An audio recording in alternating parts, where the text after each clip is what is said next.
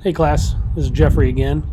Today I'm sitting out in the parking lot while on patrol, working my normal duties as a deputy. I'm just trying to squeeze in a little bit of time to talk about approach plates. We're just going to kind of do a general overview today on what is contained on an approach plate. I picked a random plate out of Phoenix in Arizona to see some of the different components. So this is a picture I took off the internet from the CFI notebook. It breaks it down pretty good. We're going to go into each individual category, kind of starting from the top and working our way down around to the bottom, talking about the different sections of the approach plate. So we'll start by talking about the procedure ID in the airport. This is very important before you start briefing an approach plate to make sure you have the correct approach plate up. Some airports, like the one we're looking at here in Phoenix, have a bunch of different approaches. Many times there's multiple approaches to the same runway, or in the case of this airport, there's parallel runways. So you got to make sure you definitely brief the approach procedure ID and the airport city pretty closely, just to make sure you know you're looking at the right plate, so you don't do the wrong procedure. I turned this one sideways a little bit. I'm going to zoom in for you on the approach. On the plate itself. So this talks about the effective dates of the approach plate. This is also another important feature. Make sure you take a look at as you're briefing your approach plate. As you see, these are good for about a month. This one's effective the 25th of March 2021 all the way out to April 22nd 2021. I took this right off of 4Flight, so this is a current and up-to-date approach plate for the ILS or localizer runway 25 left. 507 status. The pilot briefing and notes. This is where the crux of your information is going to come from. If you look at the top left corner here, it gives you your localizer DME frequency or the channel. It gives you your approach course. It gives you which is the course you're going to fly after you pass through final. On this particular approach, it's the entire approach course. The runway landing is the length of the runway. The touchdown zone elevation is how high it is above sea level. And then the airport elevation is the elevation of the airport, kind of at the center of the airport.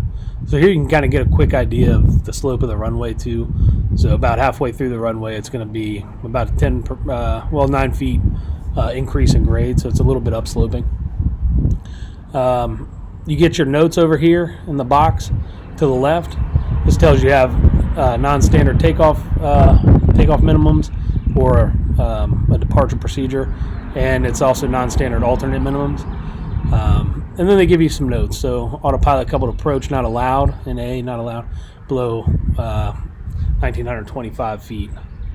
It also says there's simultaneous approaches authorized, and again give you a whole slew of different notes talking about weather information and just things that you need to brief and make sure you're aware of. Sometimes they apply to you, sometimes they don't. So it's good to get a good idea of what's in there. Gives you your lighting information, what you're going to do on your missed approach, and all your frequencies down at the bottom.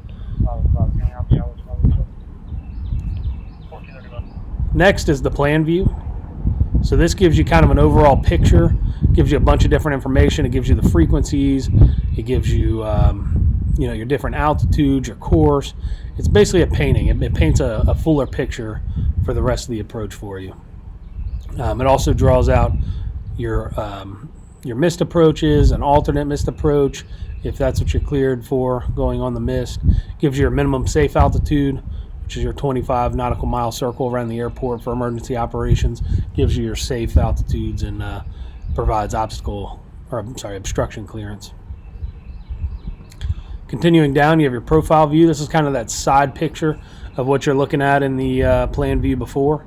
So it gives you your altitudes, it gives you your glide slope in degrees. In this case, it's a 3-degree glide slope, which is the standard. Sometimes they can be a little steeper if there's mountains or other obstructions around. Sometimes I've actually never really seen one a little bit more shallow, but I'm assuming they could be as well. Down at the bottom, this is where you get your minimums from. So as you're coming in on the approach, this is where you have your decision altitudes and your minimum descent altitudes. So obviously this is good to know. This airport here, or this ILS approach in particular, takes you down to 200 feet AGL with a half-mile visibility, and you're clear end to land if if you have at least that. It gives you your localizer and your circling minimums for both category A, B, C, and D aircraft. And then lastly, you have your airport diagram. This is kind of an overall picture of the airport diagram, what it looks like. This is just kind of a very small clip. Obviously, you can find the bigger picture of the airport diagram in your airport facilities directory or your chart supplement. And these are all my references that I used. Like I said, I used that CFI notebook. I looked through the Instrument Procedures Handbook and also the YouTube video that Martha King did for easily read instrument approach plates, which is very good. Obviously, we've been using the King's course throughout our training here at Liberty. I just got a little bit of information from her. And I used all of this information kind of together to put this thing together, do my research.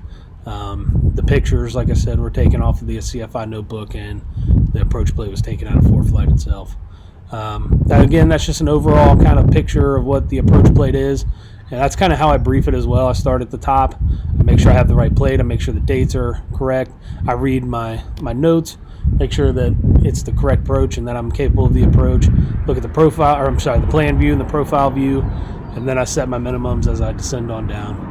I hope you guys appreciated this video, and I look forward to watching your guys. Have a good day. Talk to you soon.